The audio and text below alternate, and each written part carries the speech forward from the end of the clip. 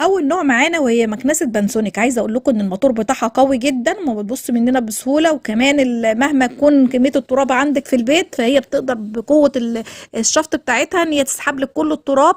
وعايزه اقول لكم ان هي مناسبه جدا للشقق الكبيره لانها بتستحمل شغل لفتره طويله بدون ما تسخن بقى، وكمان الكيس بتاعها كمان كبير فمش محتاج ان انت كل شويه تنضفيه. وقطع الغيار بتاعتها متوفره وهي نازله في السوق، النوع الياباني والنوع الماليزي. طبعا بس النوع الياباني هتلاقيه مش متوفر قوي في السوق، بس لو لقيتيه هيبقى حلو قوي.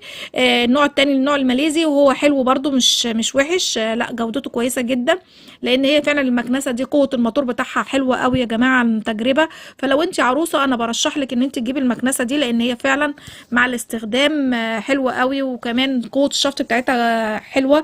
وكمان الميزه اللي فيها كمان ان انت ممكن تشغليها لفتره طويله ما الموتور بتاعها ما بيسخنش. وقطع الغيار زي ما قلت لكم ان هي متوفره في السوق، واسعارها يعني تعتبر معقوله مش غاليه قوي.